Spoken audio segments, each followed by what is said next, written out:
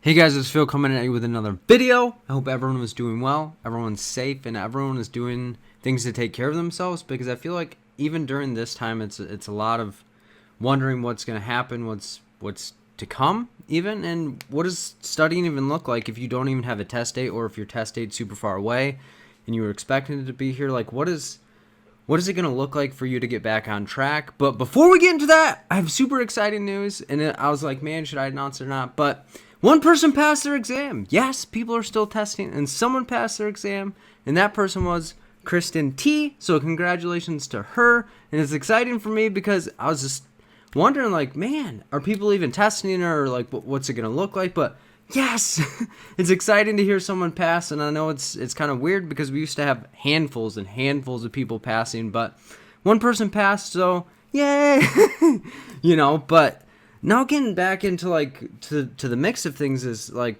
what are you guys doing right now to make sure your mental health is okay? And as practitioners and as professionals, we always tell other people, what are you going to do with and for your mental health, or how are you alleviating stress and all of that stuff? And personally, I'm at home doing telehealth services. I'm a mental health and substance use therapist, for those that don't know. And it's like, it's difficult to check in with myself and say, am I okay with what I'm doing right now? And what am I going to do to make sure that I am okay?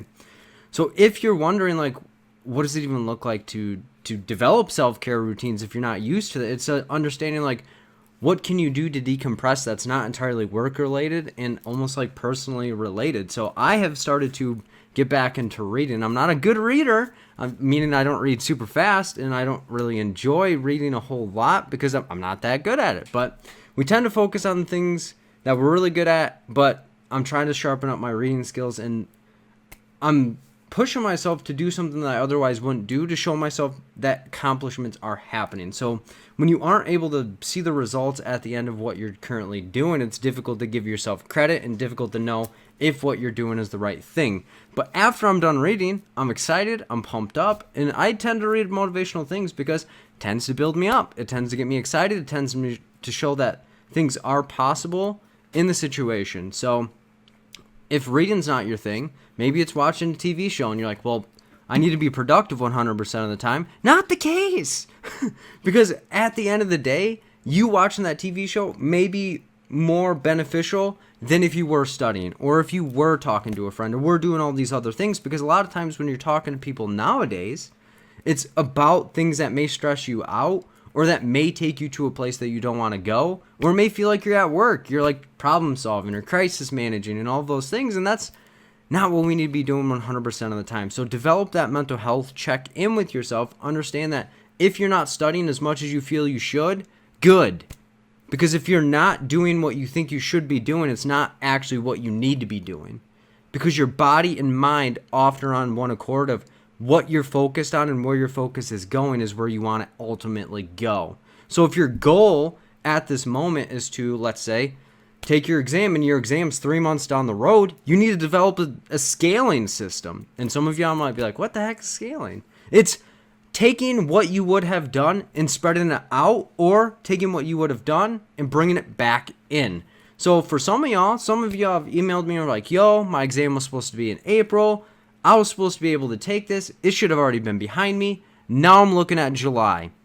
And to that, the question I always ask is, how long do you need to actually feel prepared to take the exam? And to that, it's often variant. So I can't say what this person has said, because if I say an actual measurement, someone might actually take that as truth. But for example, I took my exam in 2 weeks. So if I were to take my exam, in my mind, 2 weeks was the applicable amount of time, and I had to take it in July, I would not start preparing until the end of June, because that 2-week period would be the thing that I would be preparing for, because that's where I'd feel most confident, and that's where my focus would allow me to be.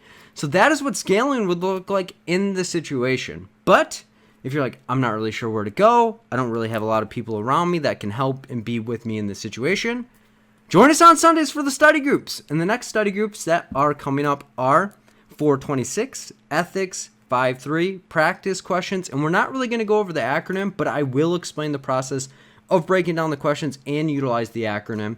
So the acronym will not be explained in that one, but it will be more practice questions than the acronym and practice question study group. 510, defense mechanisms, Maslow's, and I'm not really sure the third topic that I want to throw in there. So if you have a suggestion, throw it down in the comments, and I'll likely throw that in there because it's kind of up in the air.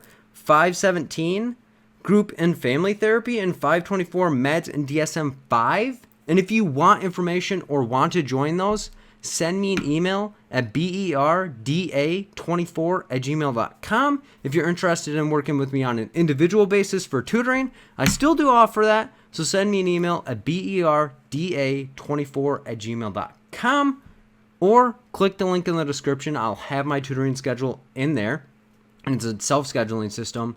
And for all of you that know, Audible has decided to start sponsoring the podcast and the YouTube videos. So if you want to help me out and help them out, my Audible affiliate link is audibletrial.com/fill-in-the-gaps. And in order for you to support me, you have to sign up for the 30-day free trial. So if you already have an account with them, you can't help me out, but I'm glad that you're already rocking with Audible because it's a really good program and helps you get reading if you're an auditory learner and able to retain it in that way. And if you're like, dude, I'm not really sure what book to pick with my 30-day free trial, I would suggest one of the 3 books: Outliers, The Alchemist, or The Power of a Habit. Meaning, if you are struggling to find new habits or new routines and new developing ways, that book is going to be helping you get on track and saying, how can I start from one day to make it a long-term habit? Outliers is more of how people have been able to succeed even in through adversity. So that's the one that I'm currently working on myself. Super duper interesting, and The Alchemist is probably one of my favorite books ever. And I read it really fast, which is hard for me to do sometimes because of my focus, but that book had my super duper focused, and that is about how somebody finds out what their destiny is based on what they feel for themselves. So again, if you want to support me as well as support them, my affiliate link is audibletrial.com/fill-in-the-gaps. That will be in the description as well. Like the video if you're super duper excited and rocking and repping with me in that way. Comment down below something positive or something that you want to see me do in the future. And subscribe to the channel down below if you haven't already. And click the bell next to the subscribe button to get an email notification every single time that I upload a video. Now, I appreciate everything that you guys do with and for me. You guys are awesome. And without you guys, there is not me. So you guys are awesome. Please keep taking care of yourself.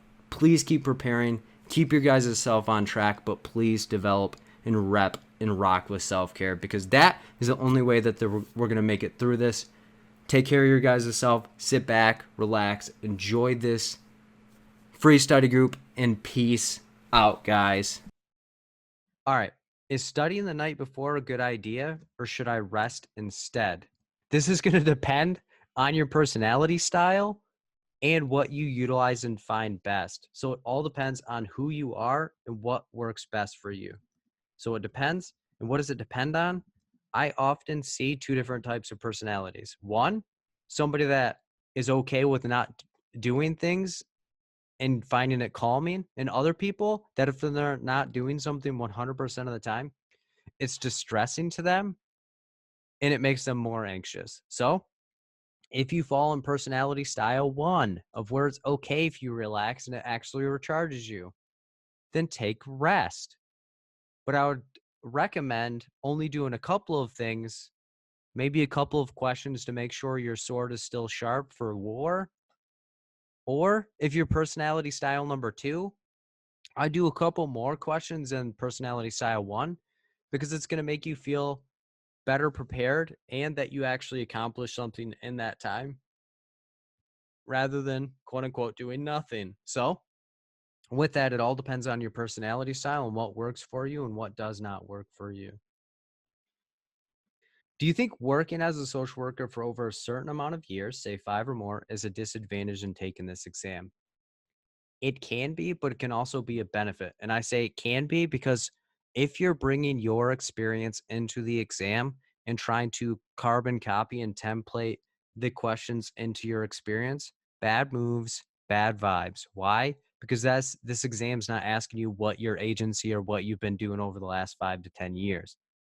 It can also be beneficial because one, if you've been an ethical social worker and following the code of ethics and doing practice in the best way that you possibly can, it's going to be more beneficial to you because this exam is based on ethical practices and what you should do based on different client interactions. So the more exposure you have and experience you have in the field, the easier it is to understand that you need to, one, start where the client is, two, listen to the client, three, exercise based on what the client wants, and four, safety is always first and making sure no one's at risk for danger in general. So can it be helpful? Absolutely. Can it be a disadvantage? Absolutely. It's your view of what you're doing and what you're particularly looking at. That's going to be helpful or detrimental. So I always tell people you can bring your experience into the exam, but don't utilize your experience verbatim because then you are going to have a lower likelihood of actually passing the exam because the exam's not asking you about what you have done in the field. It's asking you to apply different concepts and different theories and things to a client in front of you rather than clients at your own agency. Do you have any suggestions on ways to determine what areas I should focus on? I'm taking the exam on the 16th, 7th time. So embarrassed to type that. Can you hear me? Yeah, how's it going? I'm doing okay. I'm doing okay. So yeah, I've been emailing you back and forth. You're amazing. I swear every time I watch the very beginning of those, you're like, let's get fired up. And I'm like, okay, I'm fired up. It's so funny. So just to throw it out there, I've taken the exam. Yeah, this will be my 7th time. I graduated in 2012, and I know my anxiety is it's pretty bad. So for me, I feel like I'm always, as soon as I get the first question wrong, I'm like, that's it, you're gonna fail. Might as well just run out crying now. But I feel like I'm just really struggling trying to understand what areas that I need to study because I mean, I used the Therapist Development Center, which I thought was great, expensive, but great. But I felt like I'm learning a lot more from you and your material. So I'm just trying to figure out where would be a good place for me to focus on in regards to areas and things like that. At this point, I don't think it's an external job. I think it's more of an internal job because what you described about the exam is that it's a dragon that you have to slay and the dragon just threw fire at you and you feel like you need to run out of the cave. Yeah, it's burning hot. I can't take it. I But mean, with go ahead. but with that, just because it's hot doesn't mean that you need to run. When it's hot in there, you have to sit in the cave and say, I deserve to be in this cave, and this dragon's not going to kick me in the face. I am going to slay this dragon because I've done this, I've felt the heat, and I'm resistant to this self-doubt anymore because one question can't determine my entire result because there's 169 more other opportunities for me to pass my exam because that one question could be one of the 20 that don't even count to my score. So my perspective of the dragon's fire needs to change. So, okay, so I get that. I guess, I mean, you're right. Doggone it. Like with just the internal stuff, like I think that that's what you said is a really big deal because I've had other people, other friends who've passed it after their first time, and I, I even told them like I want to be happy for you, but I also want to slap you in the face because I'm on 7th time, and I'm trying not to compare, but I do feel like that's a huge factor. I've already lost 2 jobs because of it. Like they can't continue to have me on if I'm not. So I don't feel as much pressure this time. I feel like I'm truly blessed with the job I have right now. But I feel like I want it for me. I feel like it's time for me. So I just really need to work on that motivation, it sounds like. And that might have been the gap. The gap might have been that you didn't actually think that what you were doing was correct and that other people's experiences were better than yours. But that's why I always say, even in failure, there are such lessons because when you fail, it puts you in that vulnerable spot to say, am I rocking with myself? Or am I telling myself I can't do this and then I'm less than? And it sounds like you've put that past you and said, this situation is where I needed to be. And if I passed this exam prior, I might have lost those opportunities because I didn't think that what I was doing was actually worthwhile. And that I needed to double down on my own self-worth. And I've been through heck, but I'm going to get the reward at the end of the tunnel. Thank you for that. I really appreciate it. Like seriously, your motive it kills me. I just if I'm having a really bad day and I want to study, I'm like, well, doggone it, I'm just gonna put Phil on because at the beginning you're like, let's do this. So I have one more quick question. Sorry if I'm taking up too much time. I have one more quick question in regards to my test being on the 16th, and I literally have started from the very beginning, watching all your videos over again. What would you suggest going forward? I think that there's so much material, and I feel like at the end of the day, I think I'm okay in the material. So I'm just trying to find out from you, what would you do if you had a little over a week? You know, should I take a practice test? Should I not? Just throwing it out there. I would sit down with myself and say, what do I need as my last shot? Because at this time, my experience is different than yours because my prep was only 2 weeks in general. But it takes me back because you said at the beginning of my videos, I'm always so motivational, but it's because I know where people have been and I haven't always been successful. Where I come from, not everyone succeeds and there's still suffering going on. So I have, at this time, I utilize the things that I've been through to tell people how to get out of the darkness and get your reward. So at this time, you have to double down on yourself. And even though people may be telling yourself, and it may be your own voice inside your head saying that you don't deserve this, bunk that. You've been through too much to not get the reward at the end of the tunnel. You have earned this opportunity. And if anyone else tells you that you should not be doing the things that you're doing, cut them out. Like even your own self, at the end of the day, that you don't feel like you should be doing something, sit down and say, am I afraid of this? Or is this something I'm actually unable to do? And if I'm unable to do it at this time, what's the gap? What's the gap in the knowledge? Because with knowledge comes power, and you have the knowledge. It's your ability of thinking that you can actually do it. And if you don't think you can do it, you won't. And I've said it many a times. Negative energy, negative thoughts, negative results. Positive energy, positive thoughts, positive results, because it's not who you are or what you do at the end of the day. It's what you do with what you have and what you believe that you can actually do, whether you'll accomplish it or not. And it's not a factor of being working hard. Can I work hard enough and be so consistent that I turn into a hard worker, and regardless of what I go through or regardless of what my mind is telling me, I will do it anyway. Because every single opportunity that people have told me, you might not be able to do this, you had to push past that and get to where they don't think you can go or where you don't think you can go, because that's how amazing results happen. That's how this YouTube channel started. That's how these videos started. That's how these study groups happened. It's because I told myself I need to do something that I don't think I can do. And I didn't think, because there's YouTube channels that no one ever watches, and those people stop. But it's the difference between you and them is you haven't stopped. You have seen this exam so many freaking times that it should be like an excited thing. You should walk into the exam and say, I'm here.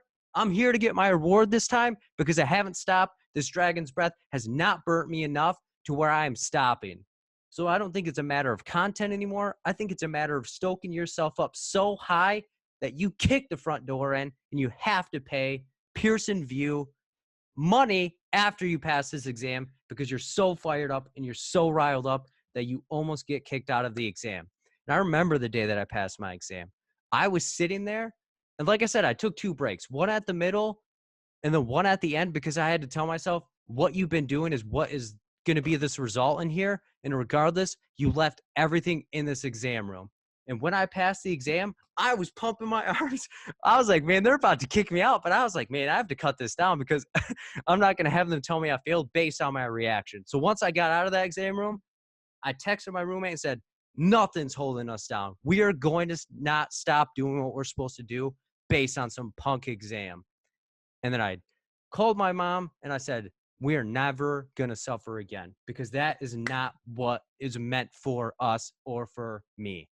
So that's the stuff you have to tell yourself is where I've been is not where I'm supposed to be, but I had to go through that to know how sweet me passing the exam after 7 tries is.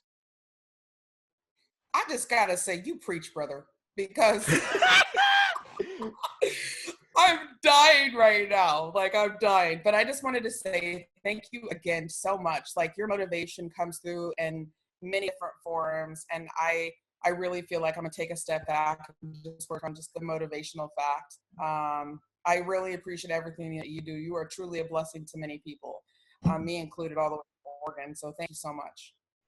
It is my pleasure. And if you need anything in the meantime, please reach out. And I don't just say that like a slick remark, like some people say, reach out to me and then they never get back. But it's like, you have to be your own cheerleader because there are some times where you're not going to think you're able to do it. And me and my roommate, like I'm so blessed to have my roommate. And I don't just say that lightly because I met him at U of M. And when you're in grad school, you're not balling out. But we've been rocking with each other. We have discussions daily of things that we need to work on and things when we're neglecting. Like he's trying to go back to med school. He's a nurse practitioner, and it's a conversation where it's a known fact. I want to go back and be a professor at U of M, but it's always the fact of, are you going to go back and get your PhD? And I always tell him like, possibly, but I want to make sure that the door is shut for being a professor before I go and do that. But you have to find people in your life that are asking you things, what's next, not what's happening now. It's like, where are you going to take this? So you have to keep asking yourself questions of, what can I do further that I haven't already done that can get me there? And things that come to me are positive quotes. On my whiteboard right now is fear is your biggest enemy, because it is. Because if you are afraid of doing something, you're not going to do it. But it's you doing the things that make you so afraid that make people that see you doing it no longer afraid. You're awesome. Thank you. Thank you so much. .com straight up. Like, thank you. It is my pleasure.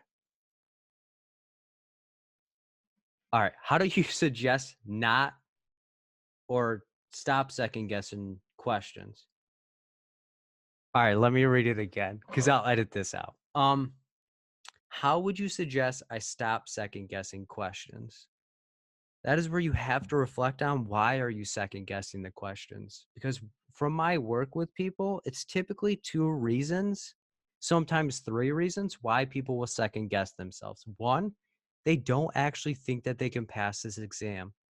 And whether it's you in your mind thinking that you can't do it, or it's your previous exams telling you that you can't do it, or other influences in your life telling that you can't actually pass this exam. So if you don't think you can pass the exam, you're going to be throwing darts at a dartboard and picking an answer based on that. So to combat that, you have to tell yourself, I can pass this exam. There's nothing that can be on this exam that I can't face. And I'm going to keep doing what I feel is necessary to get the job done. The second reason people typically second guess themselves is they overlook a detail in the question, which happens to everyone. You're a human. Give yourself grace. We're not looking for perfection. We're looking for you to pass. So when you're looking at the questions, how you don't miss details in the questions is breaking down the questions based on the key details in the question that can help you get to the answer. Because not every piece of information in the question is a helpful piece of information that's there to help you. It's there to get you off the trail and get thrown in the furnace. And then the third reason that people, and I say it's optional, it's simply that they're exhausted during the exam and they have lost focus. So they don't feel like their answer is going to matter and they just need to get the heck out of the exam. And how you combat that is finding ways to keep yourself in the exam.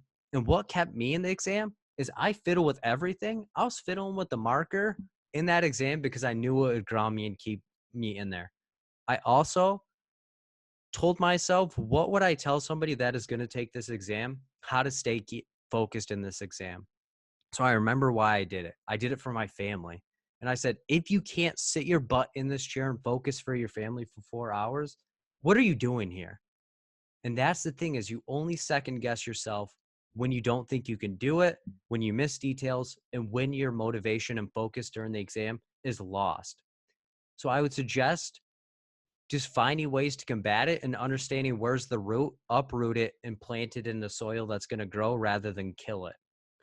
How many times do you suggest that a question be read before answering or looking at the answers? So I typically tell people read the question 3 to 4 times. So the first time, read it to understand it.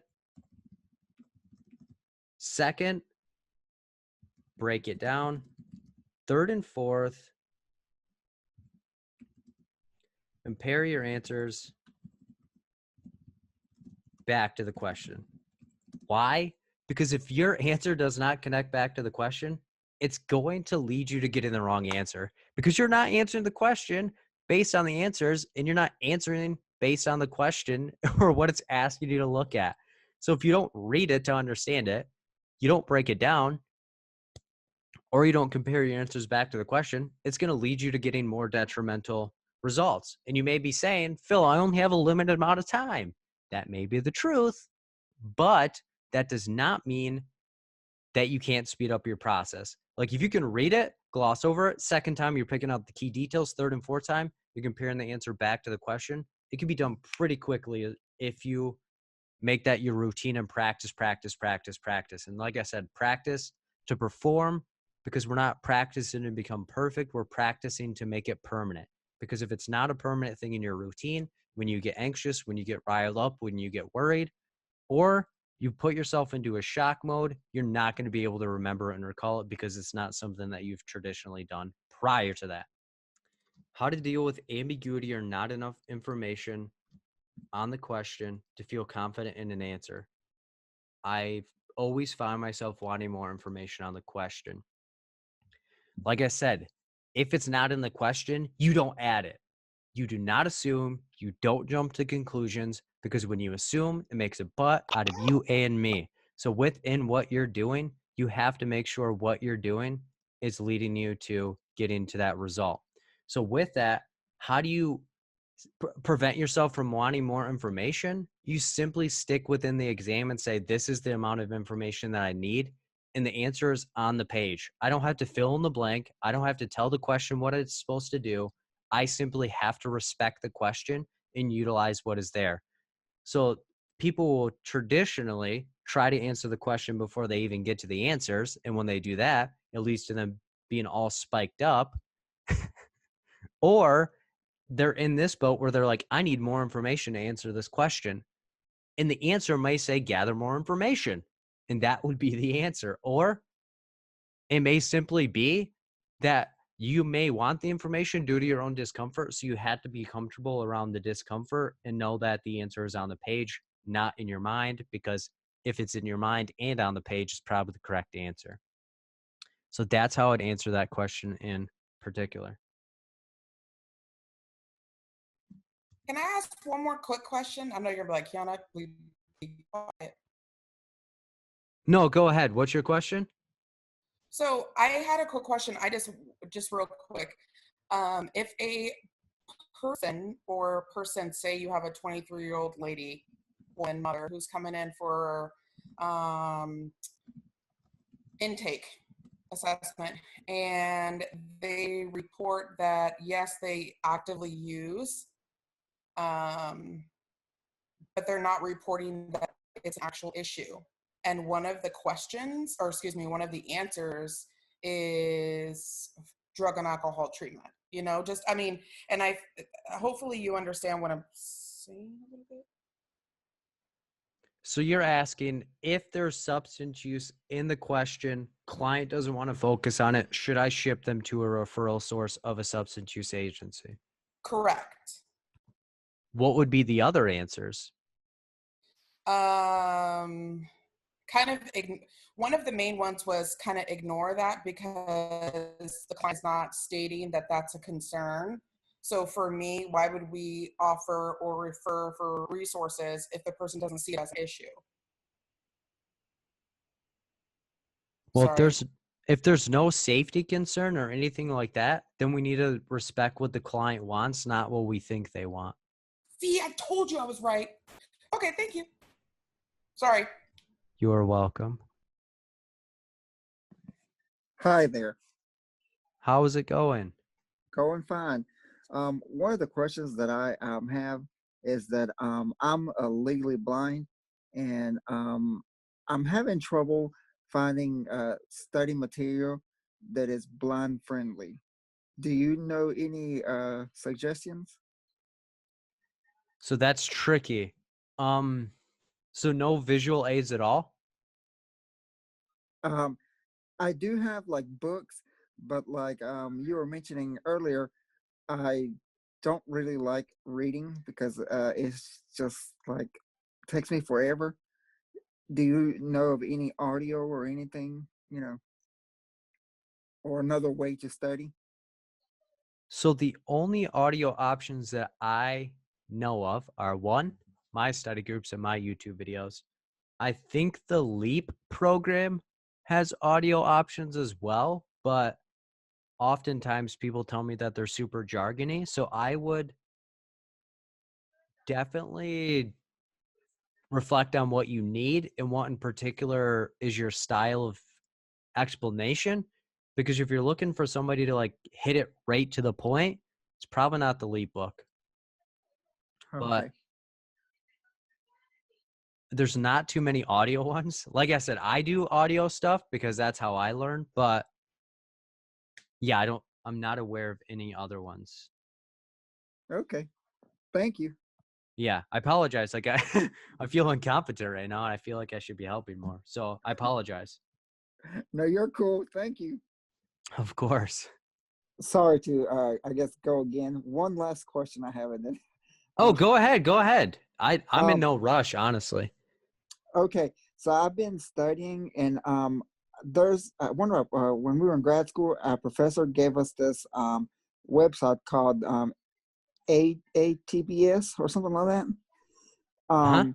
And it basically gives you like 180 questions, and it'll give it to you. Then you take it, and then it'll say you got it right or you got it incorrect, and then it'll give you an explanation. But when you read the explanation, it's like doesn't click. Like, so how do you break down the questions? How do you break down to get the correct answer? So I think that's two different questions. Is ATTBS a good program? Not from what I've heard, because they just swamp you with a ton of questions. But how you break down the question is pretty tricky. It all is a matter of what you feel is helpful.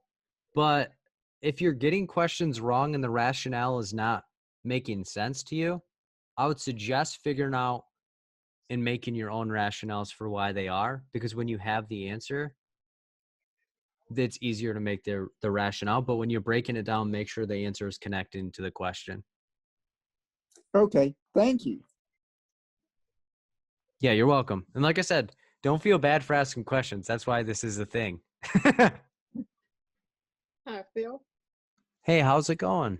It's going well. So I've been listening to your videos on and off, and they have been, like everyone else said, amazing. For me, they have definitely touched my core. They've answered all the questions that you keep reminding us about picking and finding what's that zone that works best for you when it comes to studying and all that stuff. So I really don't have a question as more as I have maybe hopefully some encouragement for everybody. I'm practicing to sit for my C. I failed the test 3 times so far. But once I learned about you and your videos, my anxiety has come down a million. And I think part of it for me has been the vocabulary as well.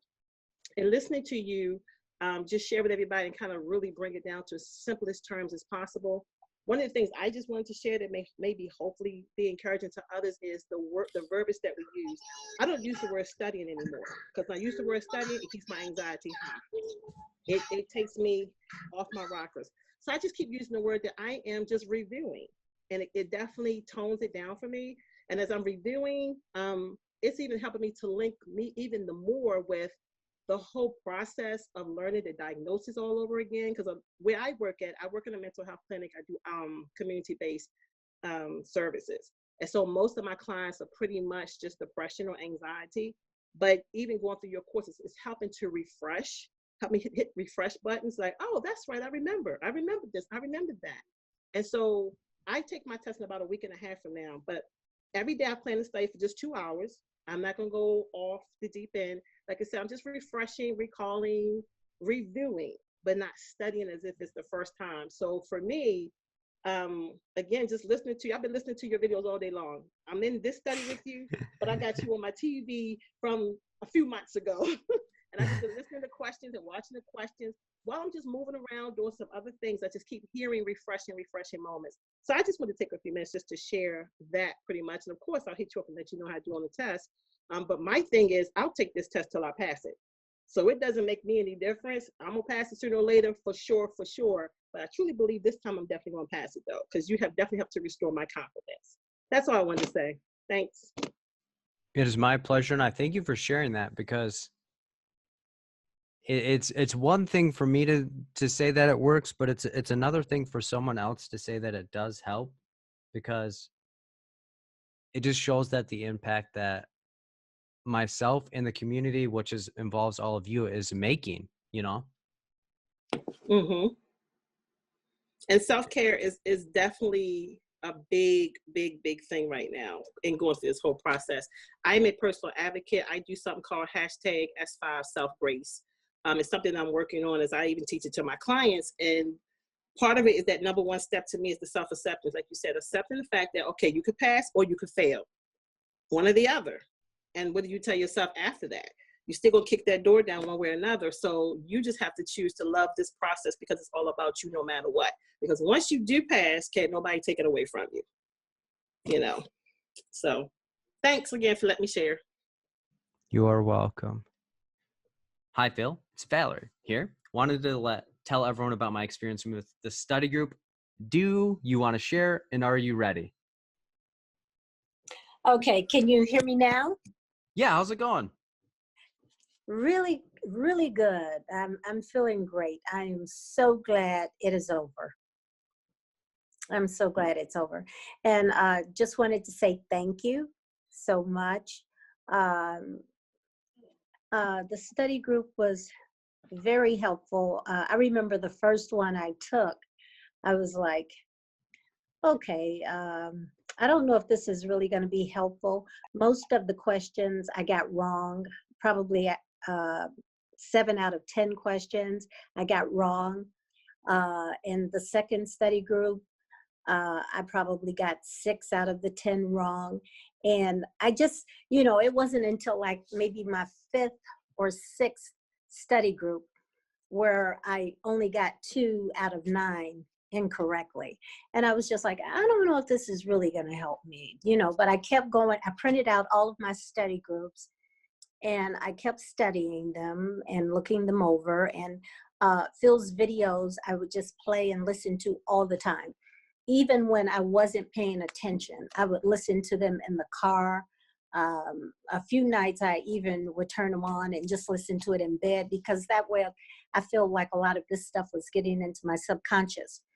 And then I did, 2 days before my exam, I did a private session with Phil, and we did the S-Therapy. And I was still really insecure.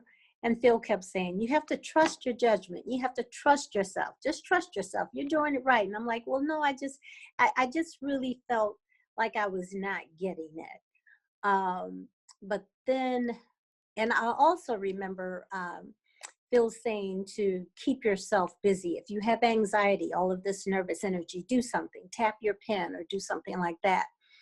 So the day of the test, I was very nervous, that the palm print and the photo and all of that, it feels like you're going into a prison system or something, and, maximum security.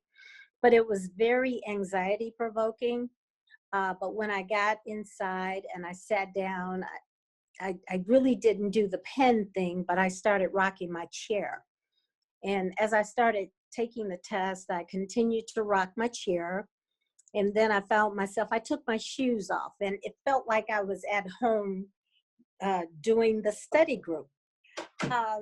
It felt like I was in the study group at home. And I kicked my shoes off, and I put my feet up in the chair, and I sat there, and I was just very relaxed. And normally I'm a very anxious person, but I felt very relaxed, and all of those questions that I was getting wrong caused me to think critically and to look at questions differently. Whereas before, like we had one question before, it was couples counseling, and the wife, she felt there was a problem with their communication. The husband felt like there was no problem. The wife said he just wanted to talk about numbers in the stock market. So anyway, my answer was something about couples counseling or something. But anyway, the correct answer was the husband needed a psych eval or mental health assessment. And I realized I was not paying attention to all of the details in the questions. So I would hear Phil's voice during the test on some of the questions. And a couple of the questions were just like that, where it would be one word or one little small detail that I paid attention to. Like one on the test said, this school teacher was molesting kids and you knew about it. So should you do this, that, or the other, or report it to the Board of Education? Well, I think I got it right, because critically thinking, it would be a violation of HIPAA to go to the Board of Education with something that you heard in a private session. So just little things like that, that even though you may be getting the wrong answer on the study quizzes and you feel discouraged, when you sit down and you take that test, you will probably, like I did, you'll hear Phil's voice going over the answers and explaining why this is the right answer and not that one. It just causes you to think critically. So if you had to provide somebody one piece of advice throughout on your entire journey, what would that be? I would say to do the study exams and get comfortable answering these questions. And whatever you do when you're at home, in the comfort of your home, if it's kick off your shoes, rock your chair, swirl around, tap your pen or whatever, do whatever makes you most comfortable so you have the ability to sit there and think critically, because that's what I think that's one of the things in the test. Sometimes we answer too quickly, because 3 or 4 of the questions may seem right, but only one is exactly right. And also, Phil, you told me, do not change your answers. I was so tempted to change my answers, and had I changed, I may not have passed. So that's the one thing I would say. If one thing, do not change your answers unless you're absolutely positively, but I would just say don't change them. And how many times did it take you to pass the exam? This was my first time, but I felt like I made a great investment in my study prep. So from the sounds of it, you've identified what you needed. You ignored all of the extracurricular and all of the influences of what you normally would have looked at and said, me getting a question wrong actually makes me excited rather than defeated and curious of what I need to get done. Yeah, in essence, I wasn't excited about getting it wrong initially. I was really upset, but then when I reviewed those answers, it showed me, even though I got it wrong, I see what I did to get it wrong. And when I actually had the test in front of me, those were mistakes I did not make. So allowing a mistake to be what a mistake is and having it be one time, because if a mistake is repeated, it's then an intentional action. Right. So yeah, those mistakes on your your practice quizzes, that those answers I got wrong, they actually helped me, because that showed where my thinking was going askew. It kind of showed me, you know, what my thought patterns were and why I was getting it wrong. So you kind of learn more from a wrong answer than you do a right answer, because the right answer, you just, you know, breeze through it. But a wrong answer, you kind of analyze it. Mm-hmm. Absolutely. And that's why even if you get a question correct, and those that have been working with me individually, I always ask them, why not the other answers?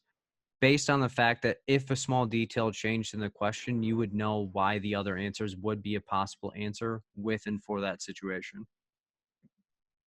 Right. Right. So yeah, paying attention to the details, because like, you know, reporting it, if had it been reported to CPS, that may have been an option. But because it said reported to the Board of Education, because the person was a teacher, I knew that was wrong, because we do not report to the Board of Education. I don't think, do we? It all depends on the situation and what the conformity would be, but chain of command, as well as you want to get services involved, because that could potentially be a legal consideration you'd have to look at.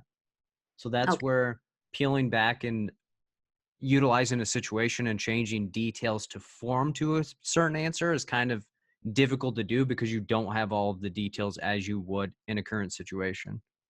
Well, thank you for coming back and being willing to share and allow people to learn from your experience. Okay. Thank you so much, Phil. I gotta